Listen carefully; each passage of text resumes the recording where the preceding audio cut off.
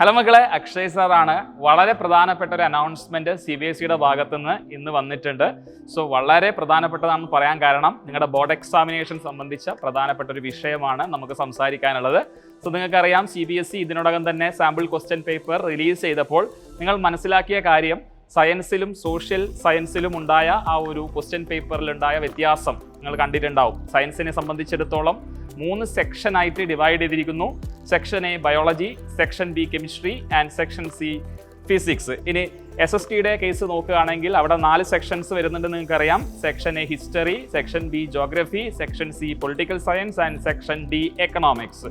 അപ്പോൾ പുതിയ അനൗൺസ്മെന്റ് പ്രകാരം ഇപ്പോഴത്തെ 10ാം ക്ലാസ് കുട്ടികൾ, അതായത് 2025-26 ബോർഡ് എക്സാം എഴുതുന്ന കുട്ടികൾ ശ്രദ്ധിക്കേണ്ട, നിർബന്ധമായും അറിഞ്ഞിരിക്കേണ്ട പ്രധാനപ്പെട്ട ഒരു വിഷയമാണ് പറയുന്നത്. എന്താണെന്ന് വെച്ച് കഴിഞ്ഞാൽ, നമ്മുടെ ആൻസർ ബുക്ക്ലെറ്റ് അല്ലെങ്കിൽ ആൻസർ ഷീറ്റ് നിങ്ങൾക്ക് ലഭിക്കുന്ന സാഹചര്യത്തിൽ സയൻസ് ആണ് നിങ്ങൾ എക്സാം എഴുതുന്നതെങ്കിൽ നിങ്ങൾ 3 സെക്ഷനാക്കി ഡിവൈഡ് ചെയ്ത് ബയോളജി എന്നുള്ളത് സെക്ഷൻ എയിൽ കംപ്ലീറ്റ് ബയോളജിയുടെ എല്ലാ ആൻസേഴ്സും നിങ്ങൾ സെക്ഷൻ എയിൽ തന്നെ എഴുതാൻ വേണ്ടി ശ്രമിക്കണം.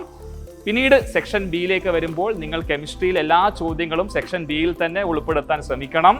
സെക്ഷൻ സിയിൽ ഫിസിക്സും അങ്ങനെ തന്നെ ഉൾപ്പെടുത്തണം. അതേപോലെ തന്നെയാണ് സോഷ്യലിൻ്റെ കേസ് പറയാനും. 4 സെക്ഷൻ ആക്കുമ്പോൾ ഓരോ സെക്ഷനും കറസ്പോണ്ടിങ് ആയിട്ട് ഏത് വിഷയമാണ് അത് തന്നെയാണ് ആവണം നിങ്ങൾ എന്ത് ചെയ്യേണ്ടത്, ആൻസർ ചെയ്യേണ്ടത്. അല്ലാതെ നിങ്ങൾ ഒരു കാരണവശാലും, ഒരു ഉദാഹരണം പറയുകയാണെങ്കിൽ സെക്ഷൻ എ ബയോളജിയുടേതാണെന്ന് നമ്മൾ പറഞ്ഞു, ആ സെക്ഷൻ എയിൽ കൊണ്ടുപോയി നിങ്ങൾ ഫിസിക്സിൻ്റെ ക്വസ്റ്റ്യൻ്റെ സൊല്യൂഷൻ നിങ്ങൾ എന്ത് ചെയ്യാൻ പാടില്ല, അവിടെ നിങ്ങൾ എഴുതാൻ വേണ്ടി പാടില്ല. ഈവൻ ദോ നിങ്ങൾ എഴുതിയ ഉത്തരം ശരിയാണെങ്കിൽ പോലും CBSEയുടെ പുതിയ റൂൾ പ്രകാരം നിങ്ങൾക്ക് അവിടെ മാർക്ക് ലഭ്യമാവില്ല എന്ന് നിങ്ങൾ മനസ്സിലാക്കണം. സോ ഇത് വലിയ മാർക്ക് നഷ്ടം ഉണ്ടാവാൻ സാധ്യതയുണ്ട്. സോ അതുകൊണ്ട് മക്കൾ എന്ത് ചെയ്യണം, നല്ല രീതിയിൽ പുതിയ പാറ്റേൺ പ്രകാരമുള്ള ചോദ്യങ്ങൾ നല്ല രീതിയിൽ തന്നെ പ്രാക്ടീസ് ചെയ്യേണ്ടത് അത്യാവശ്യമാണ്.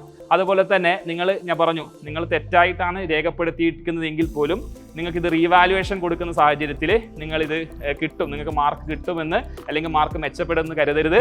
റീവാലുവേഷൻ ടൈമിലും നിങ്ങൾ ഇത്തരത്തിൽ തെറ്റായാണ് മാപ്പ് ചെയ്തിരിക്കുന്നതെങ്കിൽ, തെറ്റായാണ് സെക്ഷനിൽ നിങ്ങൾ ആൻസർ ചെയ്തിട്ടുള്ളതെങ്കിൽ നിങ്ങൾക്ക് യാതൊരുവിധ മാർക്കും ലഭ്യമാവില്ല. സോ വളരെ പ്രധാനപ്പെട്ട ഒരു അപ്ഡേറ്റ് ആണ്. നമ്മുടെ 10ാം ക്ലാസ് CBSEയിലെ എല്ലാ മക്കളും ഇത് അറിഞ്ഞിരിക്കണം.